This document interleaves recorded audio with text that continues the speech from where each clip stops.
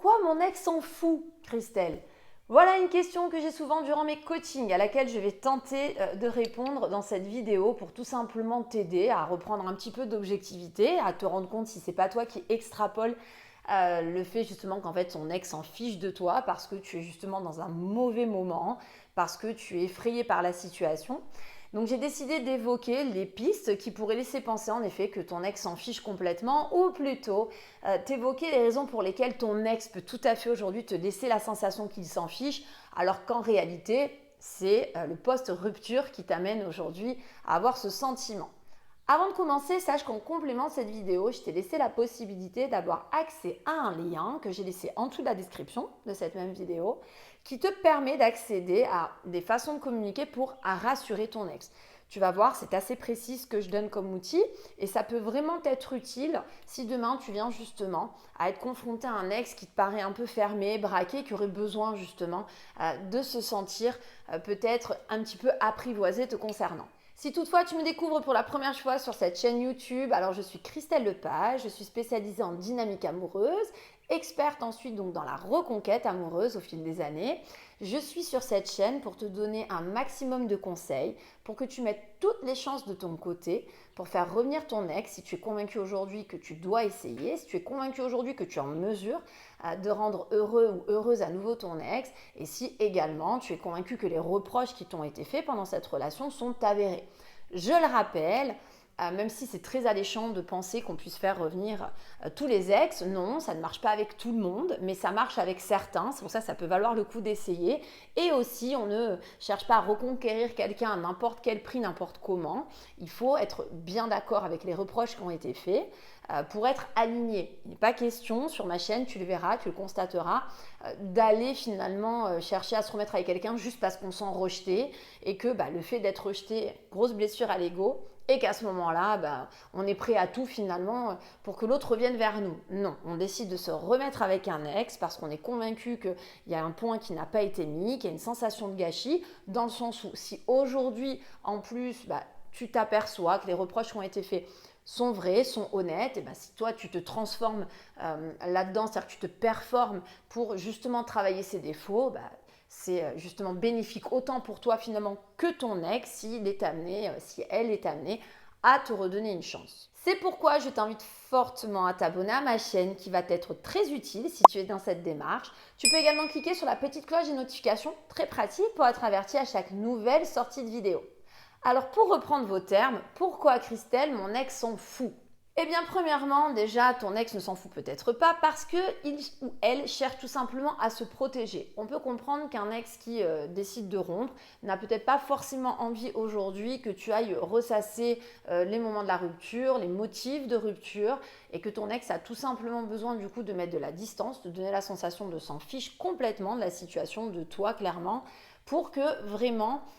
tu ne ressentes pas de perche à saisir pour débarquer dans sa vie et tenter de le faire changer d'avis. Ensuite, tu peux aussi avoir une personne qui te donne l'impression de s'en ficher complètement dans son attitude, ses comportements, parce qu'aujourd'hui, c'est une personne qui a déjà refait sa vie. Là, forcément, on va pouvoir comprendre que c'est légitime. Ton ex est attiré par autre chose, dans une autre mouvance, et donc tu n'auras pas la tête du coup à aller se confronter à toi, à votre histoire passée. La rupture a été actée. Aujourd'hui, c'est quelqu'un qui se lance dans quelque chose de nouveau. Forcément, c'est une personne qui ne risque pas d'être réceptive à toi. Et c'est pour ça que je parle souvent, c'est pas le sujet de cette vidéo, mais de la fantaisie des débuts. C'est les moments en effet les plus difficiles pour les ex parce que vous êtes confronté à des ex-partenaires en effet qui ne sont plus du tout focalisés sur vous, parce qu'ils sont focalisés ailleurs. Ensuite, ton ex peut aussi te donner l'impression de vraiment se détourner complètement de toi et de se ficher de tout ce que tu peux faire, devenir, parce que tout simplement ton ex est en colère. Là, c'est une façon d'être un peu punitif, en fait, c'est volontaire. C'est même une façon de te montrer combien finalement ton ex aujourd'hui n'est plus d'accord avec tout ce qui a pu se produire, te montrer combien ton ex t'en veut, de finalement ne plus se montrer attentif te concernant, de se détourner de toi et d'avoir un comportement très clairement foutiste à ton égard. On parle de la relation passée, mais j'ai aussi des coachés qui sont victimes finalement de ce type de comportement à cause des conséquences de la rupture. tu t'es montré peut-être trop harcelant ou tu t'es montré peut-être trop directif à vouloir faire changer d'avis ton ex là maintenant tout de suite et du coup tu te retrouves confronté à quelqu'un qui aujourd'hui a vraiment le comportement d'une personne qui s'est détournée de toi. Alors ce qui est important à comprendre, c'est que je ne suis pas en train de dire dans cette vidéo que tous les ex qui aujourd'hui donnent cette sensation finalement d'être passés à autre chose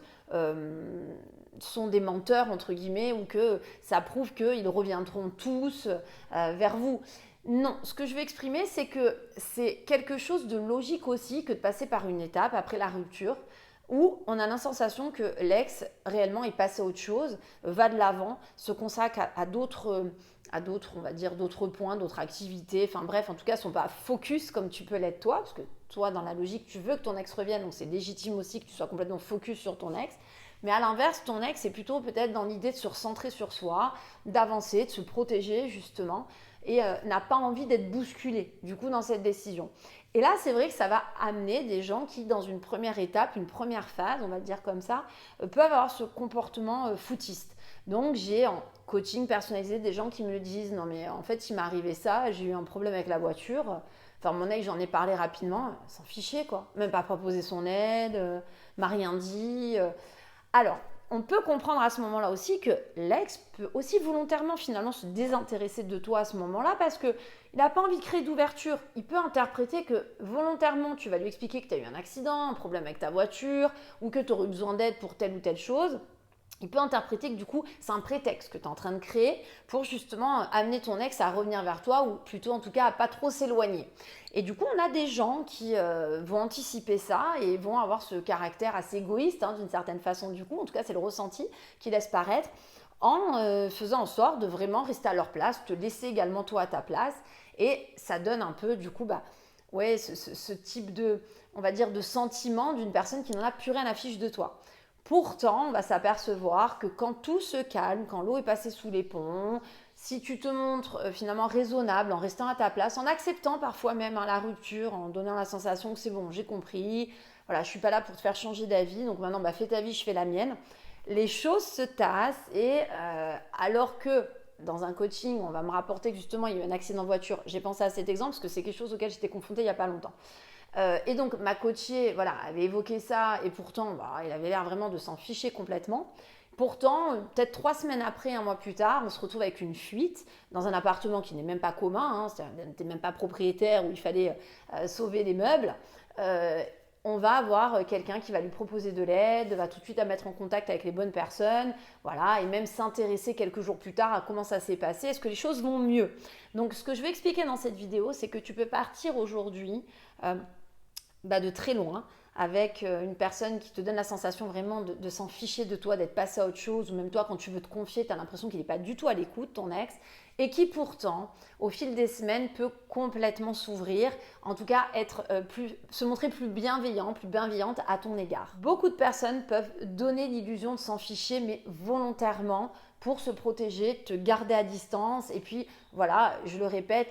avec cette peur aussi que tu te serves de ça après pour toujours tenter de culpabiliser l'ex ou de garder un contact, une proximité que pour l'instant aujourd'hui, il faut se le dire, l'ex n'est pas en mesure d'avoir quoi. Un ex qui se sépare, généralement sur l'instant n'a pas envie de garder une proximité. Mais c'est vrai qu'avec le temps, les choses peuvent un petit peu se tasser et les ex peuvent un petit peu s'apaiser et du coup se montrer quand même beaucoup plus agréable à vivre ou en tout cas plus attentif à toi. Et c'est comme pour les ex finalement qui ont déjà refait leur vie. Forcément, dans les débuts, tu peux pas imaginer que ton ex va être focus sur toi. Non, il y a quelque chose de nouveau qui s'offre à lui. Donc, tu auras quelqu'un qui va complètement s'éloigner te concernant, qui va pas demander de nouvelles. Je prends aussi l'exemple de l'ex qui s'en fout, comme on me le dit souvent. Quand il y a une date importante, voilà, on n'a pas pris de nouvelles. J'ai des gens où le papa, la maman a une intervention, par exemple, chirurgicale, voilà, et l'ex ne prend pas de nouvelles. L'ex est au courant qu'il allait avoir quelque chose ou que le beau-père était malade à l'époque, au moment de la rupture ou pendant la relation même. Et finalement, depuis la rupture, l'ex donne l'impression que vraiment le beau-père, on s'en fiche, voilà, vient pas aux nouvelles. Et je sais que ça peut t'affecter énormément, sauf que parfois, c'est une phase, un laps de temps un petit peu obligatoire par lequel il va falloir passer et les choses vont ensuite se décanter. Alors bien évidemment, si demain tu es confronté à ça pendant des mois et des mois durant alors que tu t'es calmé, tu as eu le comportement qu'il fallait en parallèle et que tu t'es montré toi à l'inverse bienveillant, enfin en tout cas tu n'as rien fait pour que ton ex s'éloigne davantage de toi, Là, peut-être que oui, la réalité des choses, c'est que là, ton ex est vraiment passé à autre chose. Malheureusement, il y a des cas, je le répète, à qui ça arrive, hein, il y en a, tous les couples ne se refont pas. Mais si en tout cas aujourd'hui tu es dans un début de rupture ou dans une phase qui commence comme celle-là, ne panique pas tout de suite, ça peut valoir le coup que tu te laisses un petit peu de temps, voilà, que tu penses aussi à ce que tu pourrais faire pour que les choses s'apaisent aussi, pour que ton ex ne se méfie peut-être plus de toi ou que voilà, ton ex comprenne que même si il ou elle était attentive à toi, eh ben, elle ne prend pas de gros risques. Donc voilà, c'est aussi intéressant de voir ce que toi tu pourrais faire en parallèle pour ça. Mais à ce moment-là, peut-être que voilà, ça peut valoir le coup de, au lieu de paniquer là tout de suite maintenant, d'attendre un petit peu pour voir si les choses ne vont pas évoluer. Parce que je l'ai souvent dans mes coachings. Des situations où on a quelqu'un qui était vraiment pas réceptif, voire très égoïste, à quelqu'un qui d'un coup se montre beaucoup plus bienveillant et même serviable. Je te rappelle d'ailleurs qu'en complément de cette vidéo, je t'ai laissé la possibilité d'avoir accès à un mail dans lequel je te donne des astuces pour savoir comment rassurer ton ex. Tu te rends compte là que tu peux être confronté, comme j'ai expliqué dans la vidéo, à quelqu'un qui est tout simplement méfiant à ton égard et qui volontairement va adopter des postures pour te tenir à l'écart. Donc, apprendre à rassurer un ex qui se veut méfiant, ça peut être pas mal du tout, ça peut t'aider dans ta démarche. C'est pour ça que je t'ai laissé le lien à cliquer en dessous dans la description de cette vidéo. Pense au petit like d'encouragement pour m'expliquer que le contenu de cette vidéo te plaît, que tu en veux d'autres. Également à t'abonner à la chaîne si ce n'est pas déjà fait en cliquant sur la petite cloche des notifications ultra pratiques. Ça te permettra de ne louper aucun conseil à venir. En attendant, je te dis à très bientôt pour la suite de mes vidéos.